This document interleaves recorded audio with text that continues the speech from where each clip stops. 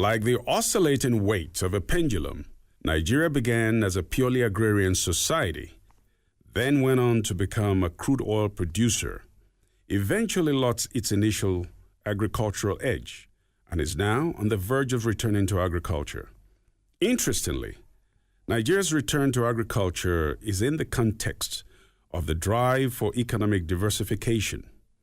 This sudden national drive is not necessarily the result of leadership vision, but partly a reaction to the times. For the past few decades, the price of crude oil has been fluctuating dangerously, sending a strong message to mono economies like Nigeria that except they diversify their economies and look for alternative means of earning foreign exchange, they may one day end up bankrupt. But there is another reason why agriculture now appears to attract the Nigerian government. Even if the price of crude oil remains fairly stable, going forward, the prospects of high supply and very low prices is now a clear and present danger. Just a short while ago, after President Donald Trump lifted some restrictions on energy production in the United States, that country is now set to become the largest producer of crude oil in the world, with 10 million barrels of crude oil per day. In fact, the production level may have reached and surpassed by the time this statement becomes public. Note that America's production is 2 million barrels more than what Saudi Arabia has been producing all these years, while dominating the global market. Then there is the alternative, shale gas and shale oil, which the United States pioneered and is already producing at unprecedented levels through the use of horizontal directional drilling technology, otherwise known as HDD technology. To add to the future unreliability of crude oil as a foreign exchange earner, most cars will be powered by water, ethanol, or electric energy within the next 2 to 3 decades, cutting the demand for crude by a huge fraction. Like fellow African countries, Nigeria got her independence at a time when she still had a huge deficit in terms of infrastructure. So even though lots of foreign exchange was being earned through solid minerals like tin and columbite, cash crops like cocoa and palm oil and farm produce like groundnut, the need for massive cash injection sustained the drive for the development of the crude oil industry, which was still in its infancy at that time. As every Nigerian knows, crude oil was discovered at Oloibiri in present-day Bayelsa State by Shell BP in 1956. Fortunately for Nigeria, this period was the twilight of colonial rule, and the British had already begun the process of decolonization. So even if they were interested in the newly discovered oil, there was no easy way for them to have continued their indirect rule, which had already lasted for 56 years. Nigeria began to earn so much petrodollars from crude oil that by the early 1970s, the then head of state, General Yakubu Gowon, confessed that Nigeria had more money than they knew what to do with. This statement was impertinent, but it was a statement of fact, and is a real reason why the Nigerian country we know felt no need to continue investing in agriculture, even though in the 1960s, Nigeria held the position of the largest producer of palm oil in the world, with a market share of 43%. In fact, up till today, there is this popular notion among Nigerians that Malaysia came to Nigeria to procure oil palm seedlings. Now, juxtapose that to the incontrovertible fact that Malaysia is the second largest producer of palm oil in the world today, second only to Indonesia, which produces a whopping 33 million metric tons annually. Nigeria only produces about 970,000 metric tons annually, forcing us to import a balance of 450,000 metric tons in 2017 alone, at an unforgivable cost of 116 billion naira.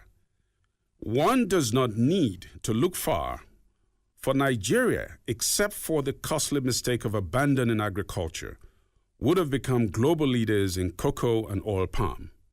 We would have retained and extended our position in groundnut production and added more products to our laurels, eventually becoming a serious stakeholder in global food and cash crop production.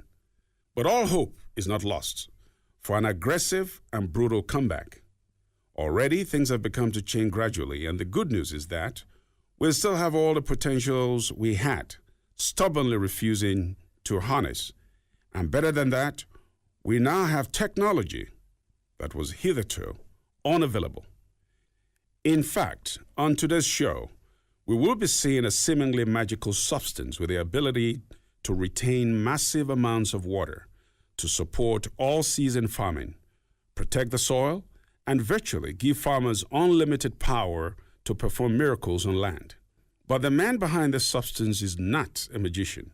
He's a scientist and even a Nigerian, and his product proves that our potential in agriculture does not only reside in our vast land and forests and water bodies and mountains, but also in the minds of some gifted compatriots who have acquired very sound education and can add tremendous value if given the opportunity to do so.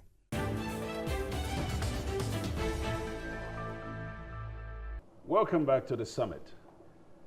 With Nigeria transiting from Petro-based economy to Agro-based economy, we have with us someone with impeccable credentials, a medical doctor, but a background in nuclear chemistry.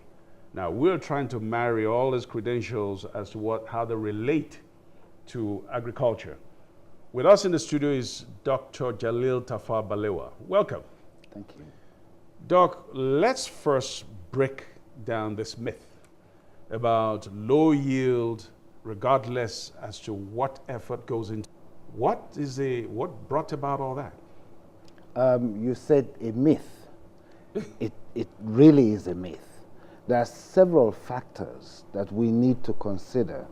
One, our climate is such that we go from deciduous all the way to Sahel-type climate.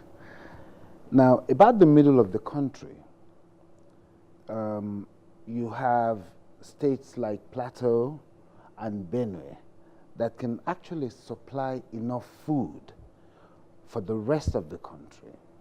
We're not able to plant as much as we want in the Sahel because we're Sahel meaning? Near the Sahara. That much? Yes, because we're not making use of technologies, agricultural technologies that are easy for us. That is two. The third thing is that we produce enough. We get enough yield. We have terrible harvesting methods and even more horrible preservation methods. You know, recently, I think there was something in Europe where some of the Nigerian products were sent back. Some claim that it's because of the carcinogenic element in those products. Expand on that. This is very true.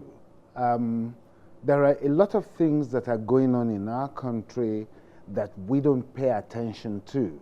In maybe middle 70s, some experiments were done in the Shone Valley region of Zambia and Zimbabwe, where they found that the metabolite derivative of pesticides like DDT, DDI, carbaryl, kelpone were not only carcinogenic, but they may be teratogenic, so that people that eat the foods or that these preservatives have been used on can have children with maybe 10 fingers on one hand or a cyclope with just one eye in the middle of the... That's what you mean by the teratogenic? Yes. Okay.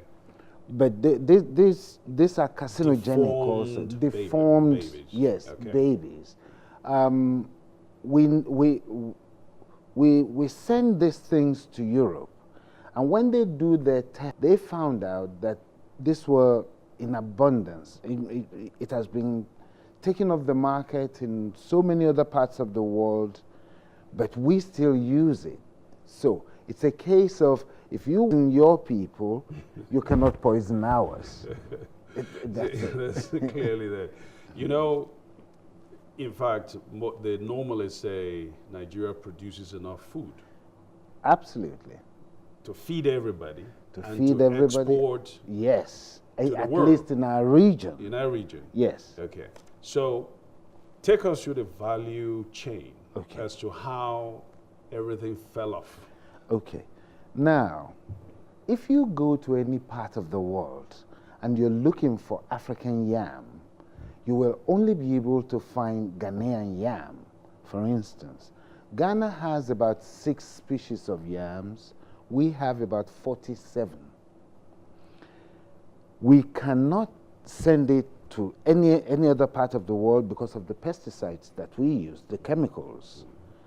Now, Ghana has a gamma irradiation facility, 20 kilocuries. We have one of the largest Class B gamma irradiation facilities in the world that can take up to 1 million curies. It was hot loaded in 2006 with 340 kilocuries of cobalt-60 fuel, but we have not used it at all. There was some experiment with some makers of toothbrushes, and that was the only thing that was done there. Well, the people that did the experiment did not understand cross-linking of organic materials. So they put a 40-foot, what do they call those things? 40-foot container. Containers, right. Toothbrushes in it. Of course, what came out was powder. A man had been running this gamma irradiation facility, definitely the largest in Africa, and surely bigger than anything else that South Africa, Ghana, or Egypt has, but he's totally inept and incompetent. And that's why we have not been able to use it. It can bring up to 1.3 trillion into our economy. You talked about the gamma radiation. Yes. Now, let's look at it from a different perspective. Okay. Anything that involves radiation Yes. is usually very scary to almost all of us. Yes. How does that play in the area of preservation? Okay. Now, gamma irradiation uses very tiny little waves. And we're very used to using waves, all different types of waves. Light that we have here is in waveform. The radio is in waveform. We use are in waveforms. Microwave is a waveform. But the waves in the gamma irradiation is closest to cosmic rays, very small.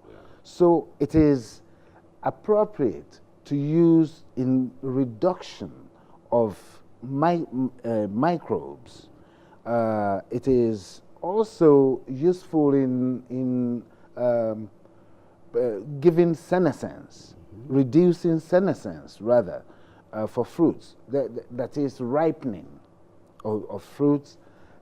For some things, for some fatty materials like milk, like oils, it may not be appropriate. Accepted in almost everywhere in the world. Even little Ghana, our brother beside us, has been using this, and it's a major part of their economy, and they're about a sixth the strength of what we have. So imagine, if we have been able to use our gamma irradiation facility, there are so many different things that we would have been able to ship all around the world. It is capable of giving us sprout inhibition in potatoes and yams, so that we will be able to move it to the next place where they can use it. It will give us the time to be able to sell it. By the time we ship it to the Americas or to Europe, there is nothing, because the radioactivity does not touch the materials. So the foods are not radioactive at all. And there are several ways that are accepted on ways to test that, luminescence and so on and so forth. We're losing out on insect disinfectation of spices. We have so many of them. We have ginger, we have chili. Look at India. India only does spices.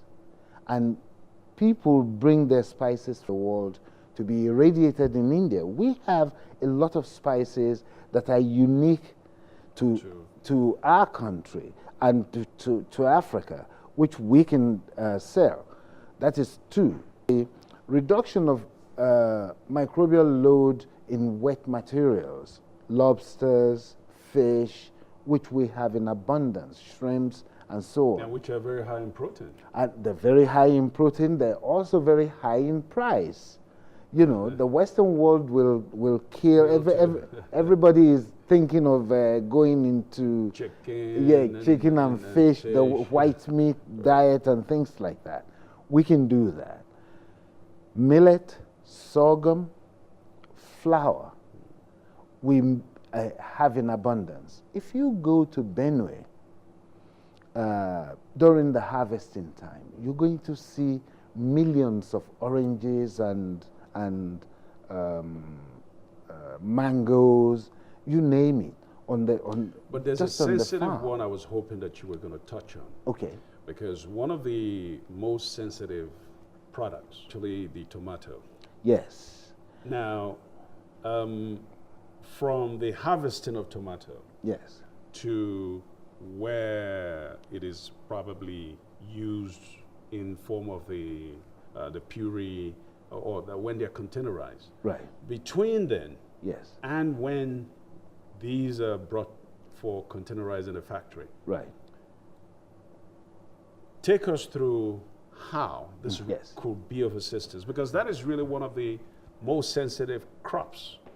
They get actually meshed up and they're infected early. Okay, that is true. Now, there are techniques of being able to use this technology. I said it is used mainly in tomatoes and those types of crops. It is used mainly in the reduction of senescence, that reduction of ripening. So what it will do is that it will give you that time that you need for it to move from the production centers all the way to the factories where they will have to be canned and mashed or, as you said, made into puree.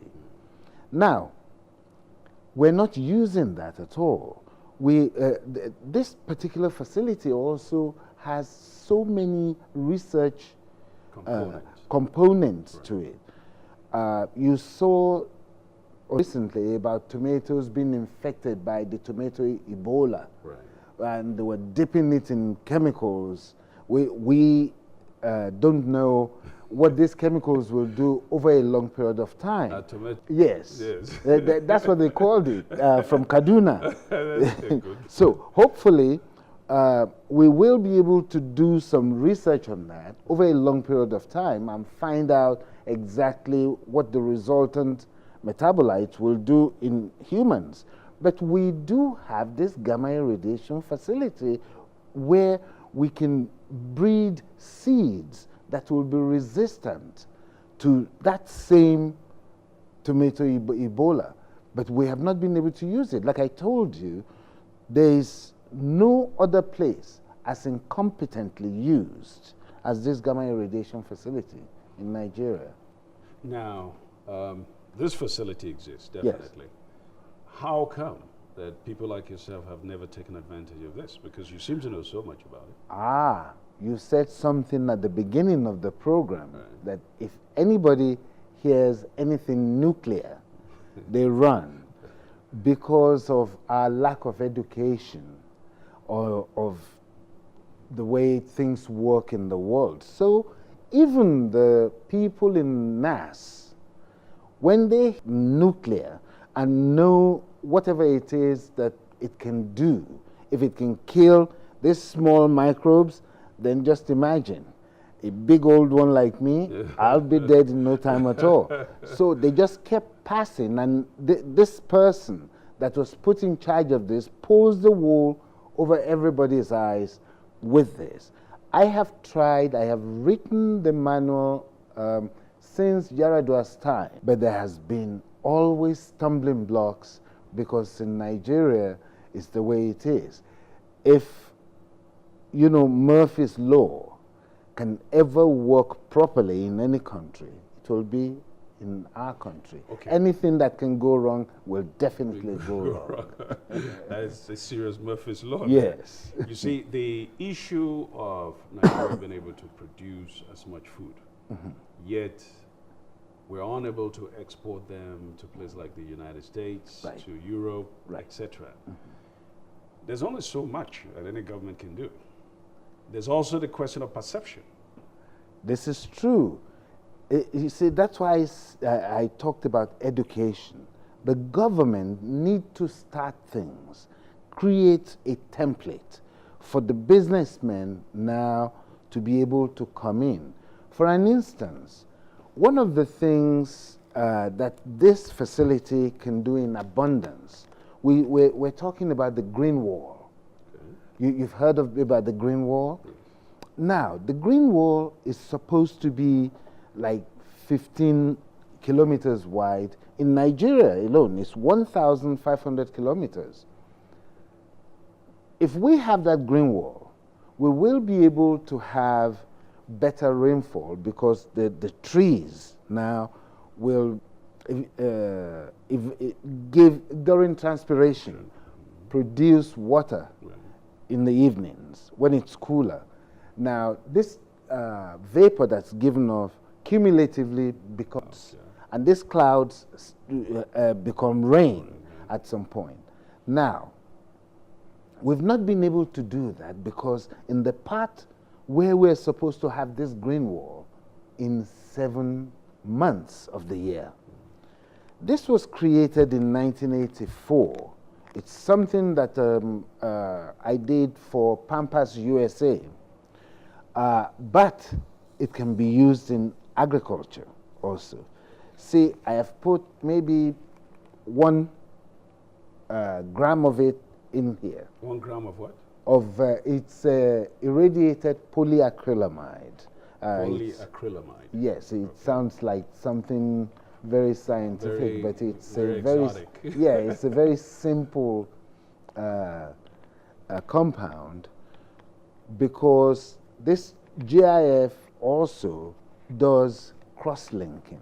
We have rubber in this country. Right. We can cross-link it, make it stronger. We need to be able to add value to everything that we do to be able to get the dollars. You see, while you're doing that, yes. I think one of the things we talked about a myth yes. at the beginning of the show. Right. One of the things that people don't realize, when you talk about agric, yes. everyone is thinking of just producing yams and oranges and all that. Subsistence. You've just talked about serious rubber. Yes. Apart from the fact that we have all these rubber plantations. Yes. And Nigeria does not manufacture tires. No. we don't manufacture a lot of the rubber-related, products. That is true. But that's serious. But industry. we have rubber. You can see in less than a few seconds how much water this has absorbed, still absorbs some more. And this is the key to being able to have 4 growing seasons in our Sahel or even the Sahara. Even for that green wall, have any idea what to do until now. And I'm trying to introduce the government into this, that this was done by a Nigerian, little old me. They're using it in Brazil, they're using it in the Kalahari, they're using it in other parts of the world to make their deserts green. And here in Nigeria, we're not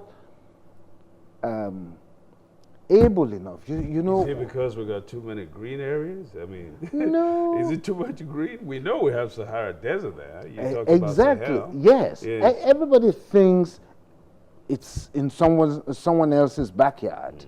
You know. So most of the people that have anything to do with what the country needs usually have all the worldly comforts around themselves. So they really don't think of what we need to do of land use, of how we need to make better land use.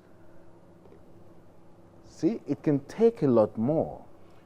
So Your experiment is that 1 gram of this. 1 gram of this can absorb up to 980 grams, that is milliliters, of water. So and when you introduce this into farming, this helps to absorb and retain water, and it's not soluble.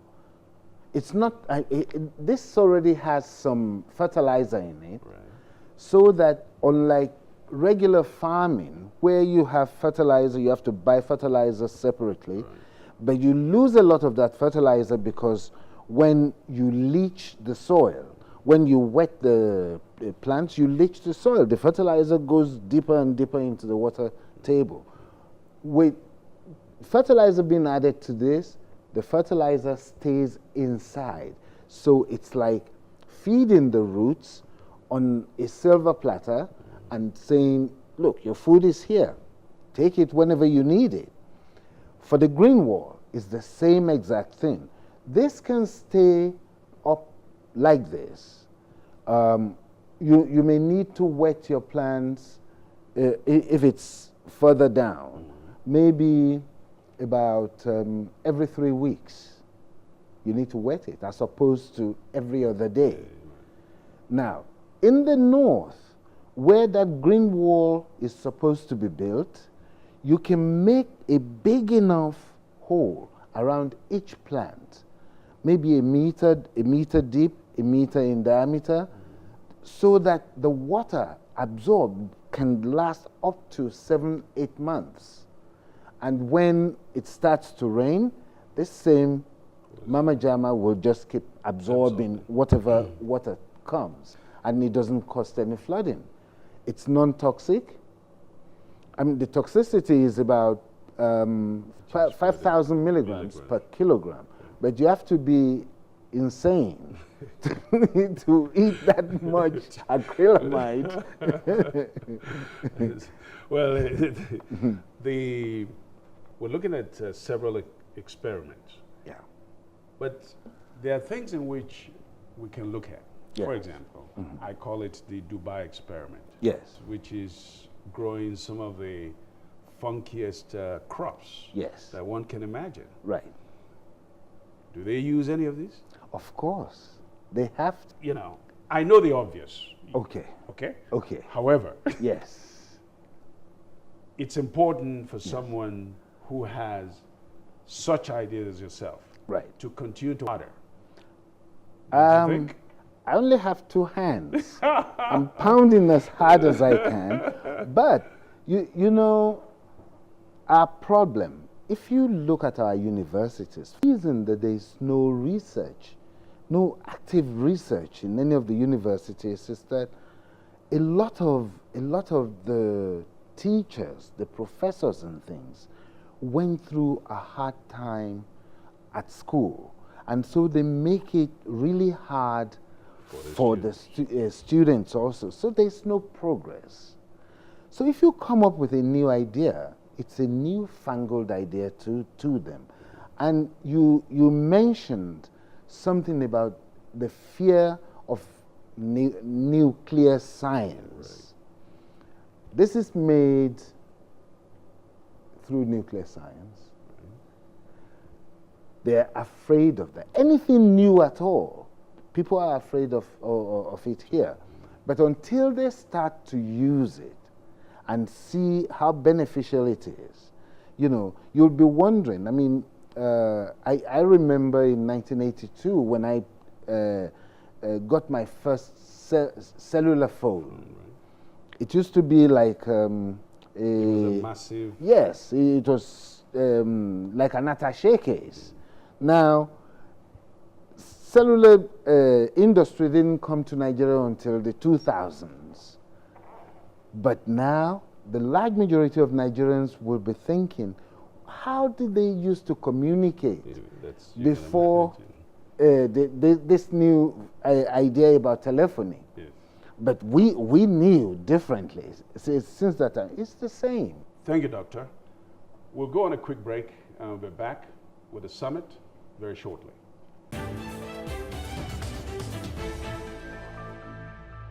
Welcome back. You've been watching Dr. Jalil Tafar Balewa on the summit on the transition of Petro-based economy to agro-based. Dr. Jalil, let me ask you a question. This is something that bothers everybody. We know what the Petro does. We know how we get our money with petroleum. The agriculture of it is a very sensitive subject. You've just mentioned all the pesticides, all the radiation, and all the other things. How does Nigeria take advantage of an opportunity like the Agro? Nigeria is one of the most blessed countries in the world. We have a plant that you can grow 4 seasonal growths in the year. The plant is called kenaf. The rest of the world right now is moving towards kenaf because of its biodegradability, and also it's an insecticide. Bangladesh can come to Nigeria to take all our kenaf plants away. We can start a good industry in that. We have fruits that even the devil will be jealous of. And in all parts of Nigeria, can we grow these? And we just need help and for a better education from our government, because the difference between those who do well and those who fail is education. We need to teach our farmers. I mean, there's no time for the cutlass and hoe anymore. The government will need to do a lot more than they're doing now. I know the 2 ministers of Agri, and they're very assiduous with what they're doing. They're very serious. However, you cannot say we want petro dollars to an agro-based dollar with the type of budget we have for Agri. You get what you pay for. We need a little bit more money. Yes. But you know, yeah. You're going to another core area that we're discussing. Yes. And that is small-scale farmers. Yes. And the large-scale farmers. Yes. When you look at the case of a large-scale farmers, yes, there's a lot one can learn. Yes. From countries like Zimbabwe, even though they're not an economy that is doing so well right now. Right. That all that is structural. Right. And South Africa. Yes. Which are very good. Yeah. Mm. Why has Nigeria not taken a very aggressive role in terms of trying to invite some of these people so that we will know that small scale is only so much. Right. Large scale farming, you need these people to share some of their common experiences. Okay. If you look at what's happening in Delta State right now, where they're helping the SMEs, small and medium enterprises in agriculture, you'll see that they're inviting the owners of the larger farms and larger establishments to come and train voluntarily. Volunteerism is something that we don't have in Nigeria because everybody is looking for money where they didn't put any effort. you know, they just want money. That's it. We need to try and get into this volunteerism. Songhai Enterprises have moved from Benin to some other parts of Nigeria, but the Ministry of Agriculture should be empowered to do that. One of the first things that they're doing now is that they moved the 3 universities of agriculture. I forgot where they are. I think one is in Abeokuta, the other one in Umuahia. I forgot where the third one is. Are now being put under the Ministry of Agriculture as opposed to the Ministry of Education, which is really very strange. You would have thought somebody would have figured it out a long time ago. Right. Now, that's only a minute step. We need to have areas where there will be people that will be teaching a lot of our farmers to be able to cooperate, either with their yields or have centers where they can, commodity centers, where they can either gather their crops together or sell it. That is 2. Even to be able to use this gamma irradiation center, for instance, you will need that. You need collection centers. You need washing centers. You need bagging centers. Each of these centers employ a lot of people. There's transportation. There will be need for mama put on almost every part of the route down. That gamma irradiation facility alone, if used properly, can employ in different parts of Nigeria up to 220,000 people. No government at any time has had that type of employment. And this is just one facility. We have several other facilities that we need to know what we have to do to add value. Then there is a structural problem. Absolutely. You know, it's one thing to grow these products Yes. in different parts of the country. Yes. It's another thing Yes. to move them. Yes. I was very encouraged recently when I overheard the minister saying that they were looking at constructing some roads using different methods Right. to try to get products or produce from the different parts of Yes. the country to the center where they can be exported or used. Right.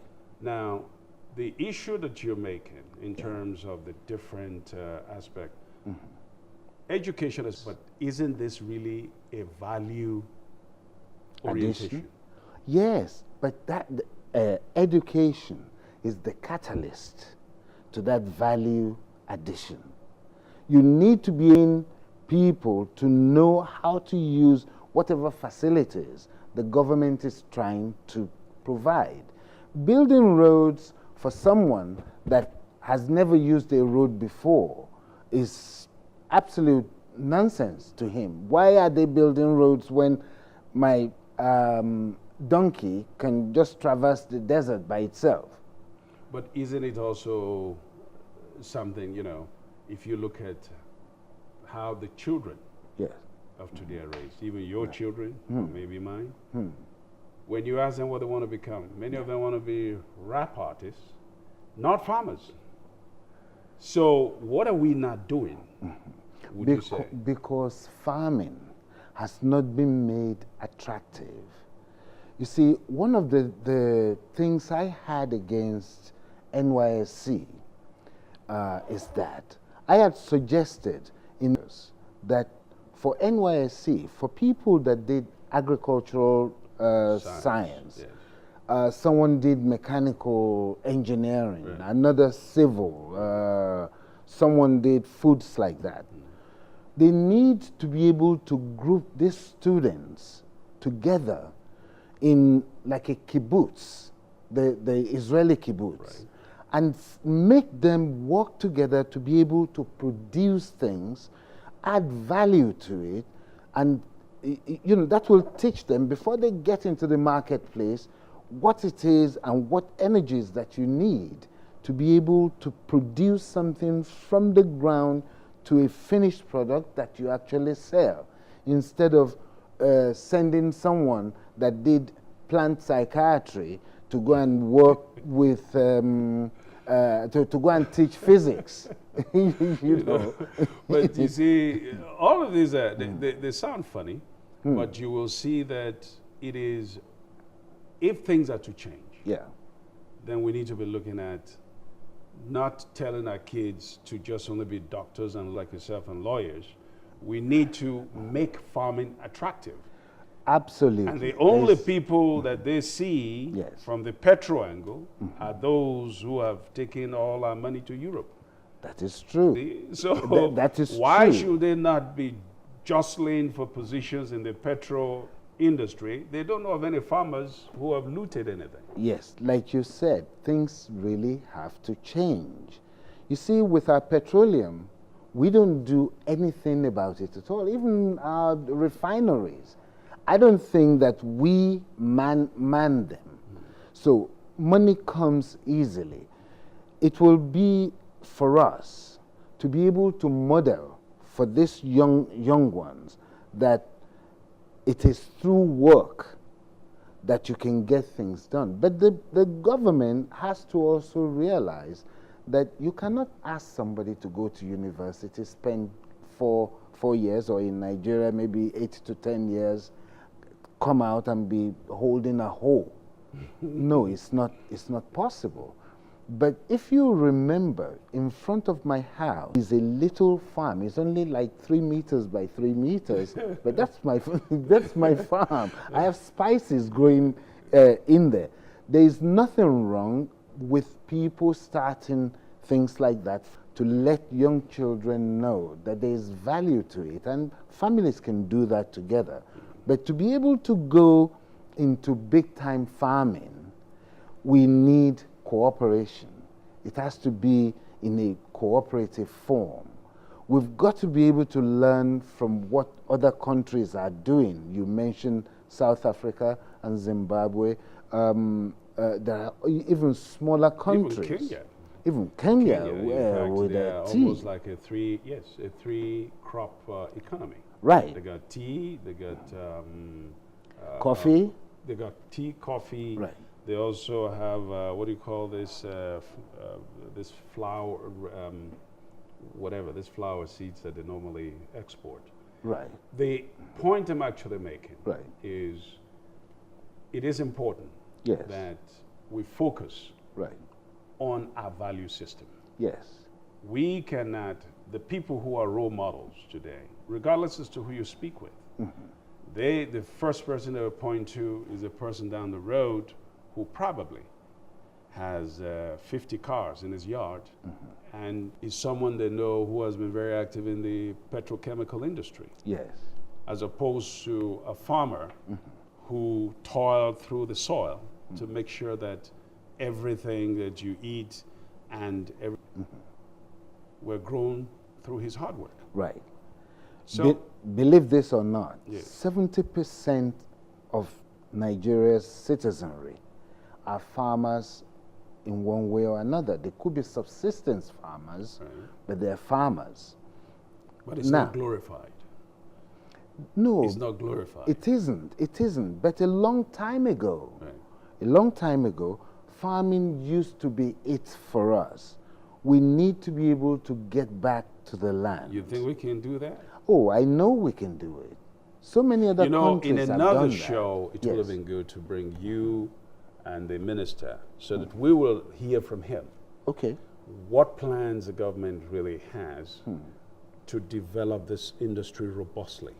It's not enough to just say, we're planting this, this is happening, that is happening. It's important to see the blueprint. How do we really transit from the petro economy to the agro? You've touched on some technical Yes. reasons why we're Right. not really doing so well. Right. But it will be good to hear from them. Right. What are the plans? Okay, it doesn't matter what we do. Right. Government always leads the way, This and is everybody true. else follows. This is Am I true. right? This is true. They've got to understand something. I mean, the government, look at the United States. You know very well that their wealth came from agriculture. The technology sprouted out of agriculture. We need to be able to let know of its importance and why we need farmers, and everybody need to be able to do some type of farming. Right. And that will instill in the young that it's a very noble thing. We've But got the to, government recently also stopped some fertilizer subsidy. That was another way of them encouraging small-time farming. Do you have any information as to Yes. or the typical corruption, is it? Yes, it's the typical corruption. It's our bane. It's a bane, yeah. Everything that can be good in this country has been corrupted in one way or another. And the fertilizer subsidy was extremely corrupt. That's why the government now certifies particular agrochemical dealer. They have to be certified, and it's through them that you can get the fertilizer that you need. And even at that, is it working? Well, it's relatively new. Okay. So the jury is still out. Thank you, Dr. Jalil Tafawa Balewa. That was quite an interesting, nifty experiment right there. I'm sure we can use some of your information on our future shows. You have been watching our discussion on the transition from Petro-based economy to agro-based economy. And our guest has been Dr. Jalil Tafawa Balewa, who happens to be a medical doctor and also a nuclear scientist. We thank you.